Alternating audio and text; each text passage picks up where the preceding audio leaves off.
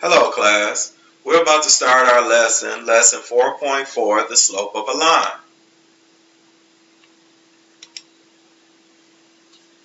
Our objective, we want to find the slope of a line given 2 points in a graph.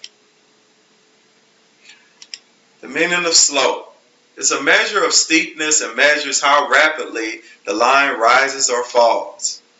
It is also referred to as the rate of change between 2 points. Important points of reflection from section 4.1. In all ordered pairs, the x-coordinate is the first number or input of the ordered pair and tells how many units to move right or left. As we see here, we have our parentheses, we have our x. X is always the first value. Now, the y-coordinate is always the second number or output of the ordered pair and tells how many units to move up or down, which we see here. This will be our second value of our ordered pair. It's always considered to be y. Now, slope can be expressed different ways. We can use the slope formula where we will have y2 minus y1 divided by x2 minus x1. Or we can have rise over run. Or we can have the change in y over the change in x. Now as you see here, I color coordinated this with all of the yellow being all of the changes in y, and all of the red still is dealing with x. Now, however, do you know how to determine which formula is the best to use? If you are given two coordinates and asked to find slope m, then you will use the slope formula. This will be the best formula for you to use. Now, what does m equal y2 minus y1 over x2 minus x1 mean? M stands for the measure of the slope. Now, to get the values for y2 minus y1 over x2 minus x1, you need two coordinates, which we will have here. We will have two coordinates. You notice in this first coordinate we have an x and a y. Second coordinate we have an x and a y. But it says here, read y2 as y sub 2. That's because the 2 is below the letter here. Think y coordinate, second point. So these are our 2 points or our two coordinates, but this y sub 2 is the y value in the second coordinate or the second point. Now y1 means y sub 1, which here it says think y coordinate first point. So we look at this first coordinate and that y value will be our y sub 1. And we do the same things for the x's. x2 is really x sub 2. So it's the x in the second coordinate or point, and then the x1 or x sub 1 is the x value in the first coordinate or point. Now we come to our first example. It says here, find the slope of the line through the points 3, 7, and 5, 19. Now if we look here, we have 3, 7. We know that this is the first coordinate, so this will be our x sub 1. The 7 would be our y sub 1. This 5 and 19, they're in the second coordinate or second point. This would be our x2 and our y2, which we see here.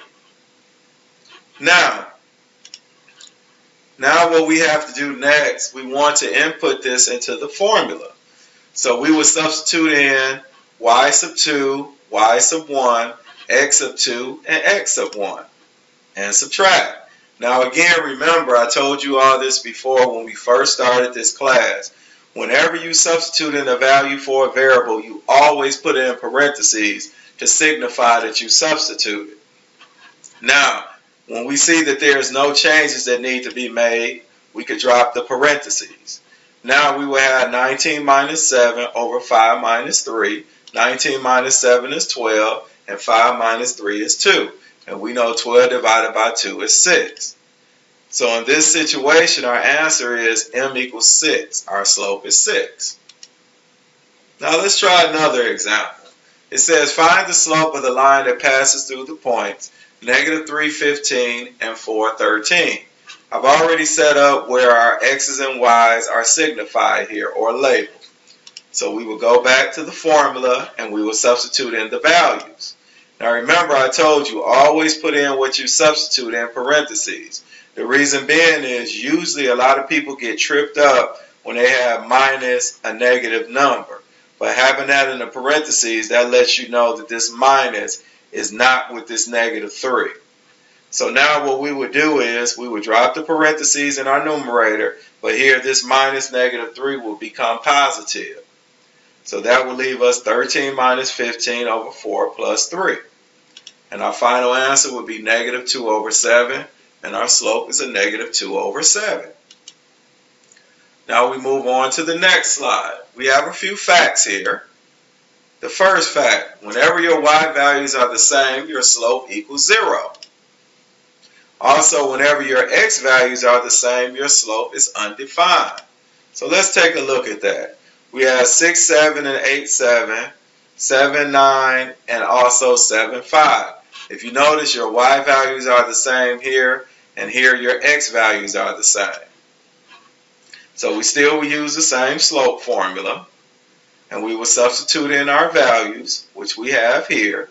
And we know we will have 7 minus 7 is 0, 8 minus 6 is 2. And over here we will have 5 minus 9 over 7 minus 7, which will give us a -4 over 0, which we know 0 over 2 is 0, and -4 over 0 is undefined. So again, remember, if your y values are the same and your coordinates, or if your y values are the same, then that means that your slope will be 0. If your x values are the same, that means that your slope will be undefined. Now, we will look at finding the slope from a graphical display. Just like a book, slopes of lines are read from left to right. The value of the slope is determined by what the y value is doing as you go to the right. So we will start at the left. We'll look at these lines. We're going to look from the left and go to the right and look at what y is doing. So we start here. Starting from the left, going to the right, you notice that this line is going up as far as the y value is concerned. So this is a positive slope, and it's rising to the right. Now we come to the next line here. If you notice, this line is going down when it comes to your y values. This is a negative slope, and it falls to the right. Next, if you notice here, we have a horizontal line. Whenever you have a horizontal line, that means that your y value basically stays the same. So it's a 0 slope. Now finally, we have a vertical line which just goes straight up and down, and your y value basically is, basically everything remains. Your x value stays the same, and that is an undefined slope. Again, with that vertical line, your x value stays the same, and that's an undefined slope. Now, another way of looking at slopes graphically is as such. Now we come here, we see our positive slope. Let's think of this as riding a bike. When you're riding up, or you're moving up in life, that's always looked on as a positive, like it's shown here. They're riding up from left to right, that's a positive slope. Now we come here to our negative slope. We'll use the same bike rider, but this time the bike rider is going down. And we know going down in life is considered to be negative, as we see here. Now, we come here. We have our 0 slope, which is our horizontal line, using the same bike rider. Now, if you just ride horizontally, you're basically not moving up, you're not going down, you're basically at 0. You are moving straight across, just like we have here. Now, we go here to our vertical line. Now, we know this is an undefined slope, but you know with riding a bike, whether you're riding up or down, there is no way that you can ride a bike straight up or straight down without falling or anything like that. So we know that that is impossible, and that is our undefined slope. So if you remember these, it will be easy for you to tell whether your slope is positive, negative, zero, or undefined. Now, if you are given a graph of at least 2 defined points and asked to find the slope of a line, then you should use rise over run. Typically, rise over run is much easier to do than the regular slope formula that we were looking at. And is also considered to be another slope formula that you can use. Okay, next, it says determine the slope of the line. We're given this graph here. Now, the one thing that you need to do whenever you're doing graphing and you're trying to use rise over run, you should always get an exact point, not decimals. Don't get decimals. Try and get exact points. And if you look here, we have an exact point here and an exact point here. Now, we have other points as well, but those two stuck out to me. Now, it says use 2 of them and apply rise over run. You can use any of these 2 points, any of these 4 points, but 2 of them. Now, so we're choosing to use these, so we could do the rise. If we go from this point to this point, we will rise 2, because from here to here is 1, from here to here is 2. Now we're going to run. Now, if you notice, we're running to the left. Whenever you run to the left, it's always negative. But if you ran to the right, or your point is to the right, it would be positive. And the same thing goes for your rise. If your rise is going down, then it would be negative. So our rise here is 2, our run is negative 1. So we will put that in this formula here. Our rise is 2, our run is negative 1, so our slope is negative 2. Now the line is decreasing from left to right, as you see here, and our slope is negative. Now determine the slope of the line. Let's take a look here. We have 2 exact points here that we're given. We have 6, 0, and negative 3, negative 6. Now I would be inclined here, because it's graphing, I would do the rise over run. So we will rise, and if you notice here, rising from this point to where the other point is here, we rose 1, 2, 3, 4, 5, 6. So our rise is 6. Now we want to do our run. We will go 1, 2, well, let me get the line here. We will go 1, 2, 3, 4, 5, 6, 7, 8, 9. So our run is 9. So now we will have our slope is equal to, we know that the rise is 6 and the run is 9. But we know we cannot leave this fraction in this manner here, because it can be simplified. So we would divide the numerator and denominator by 3 and gives us 2/3. Now the line is increasing from left to right, as you see here. The y value is increasing from left to right, so the slope is positive. And you notice our answer is positive as well. Now it says, what is the slope of a horizontal line? Now, if you notice here, we did cover this before. Remember the bike rider. This is a horizontal line. What did we determine when the bike rider was on the horizontal line? Yes, the line doesn't rise, and we know that the slope is 0, or 0 over x using algebra. Our slope is 0. Now, one other very important thing is this here. Your x value can never be 0. X cannot equal 0, because 0 over 0 is indeterminate, and we will not deal with that situation. Okay, now, again, all horizontal lines have a slope of 0. So we move on to the next slide. It says, what is the slope of a vertical line? We went over that before. Remember the bike rider, riding up or down. You know that we don't have a run, and so we know that this will give us a value over 0, which will be undefined. And of course, x cannot equal 0. And remember, all vertical lines have an undefined slope. Now we move on to the next slide. It says determining the slope of a graph using the slope formula. When using the slope formula with the graph, you must pick 2 points on the line and then use the formula. When using rate of change or rise over run, when given 2 points, you must plot the points and connect them with a line, and then use rise over run. Basically, what's going to happen here is we did exclusively the situation where we got 2 points, we will use the slope formula. Then when we had the graph, we will use rise over run. What we're about to do is this here. We're about to use the slope formula when given a graph, and then we can also apply the rise over run when we just have 2 points. So let's go here.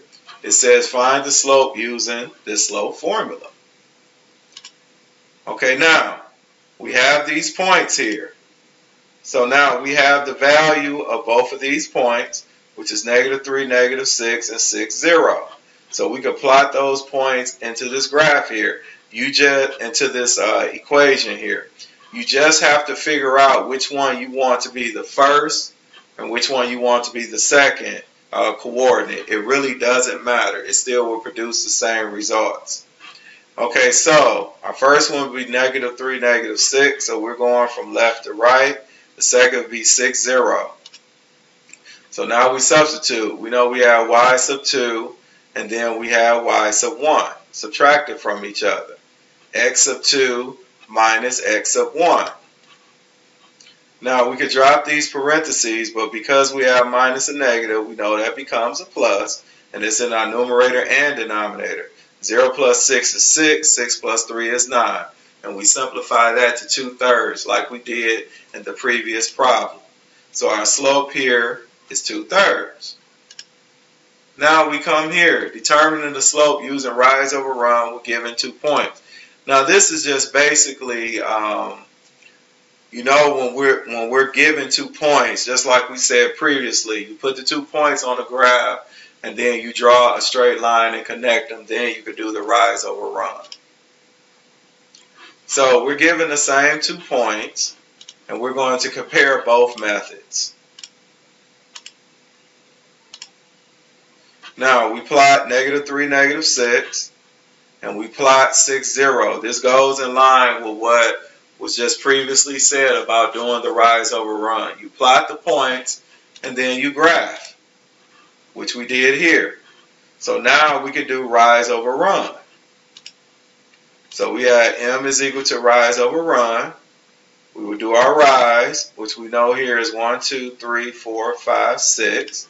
Our rise is 6. And then our run here, we counted before, is 9. So we have 6 9s, which we know simplifies to 2/3. Now, we're going to take these same 2 points and use it in the slope formula. We just substitute in the values like we just did in the previous problem, and we will still wind up with 2/3. So your slope is 2/3. So really it does not matter which one of these you use, you still will end up with the same exact answer. Now we have our real life situation. We always situation. It says in 2014 you decide to put $200 in your retirement savings account, hoping that one day you will double your money without adding any additional money to the account. In 2024 you had $300 in your account. According to this information, what is your rate of change or your slope? Now, the first thing we need to do is convert this information into ordered pairs. Now, the first thing that should go for your X values is the years, and then your Y values should be the dollar amount. So in 2014, you had $200. 2024, you had $300. Now that we have the ordered pair, we can use the slope formula to solve. So we have m is equal to, we know y sub 2 minus y sub 1 over x sub 2 minus x sub 1. Now we will substitute in the values. We will add $300 minus $200. 2024 minus 2014. And that will give us $100 over 10. 100 divided by 10 will leave us $10. So the rate of change in this account is $10 a year. That's what our slope means, that the amount in the account increases by $10 a year. And if you notice, this has been a 10-year gap. $10 a year yielded an extra $100. So you went from $200 to $300, which is shown here. Now, we move on to the quiz for understanding. Now, please click on or enter the web address to take your quiz for understanding below. This is the web address that you would need to use. Now, you could click on this, or you could type this into your address. So we could click here so you could take a quick little look at what this would look like. Okay, just to show it to you what it would look like, this is what your quiz looks like. So now that you have checked for understanding, now we go as we conclude. Remember, when you solve for slope using 2 points or a line, you can use a slope formula or rise over run. Now your homework is on pages 230 to 231, problems 13 through 51I. And if you have any more questions, please let me know. And that is it.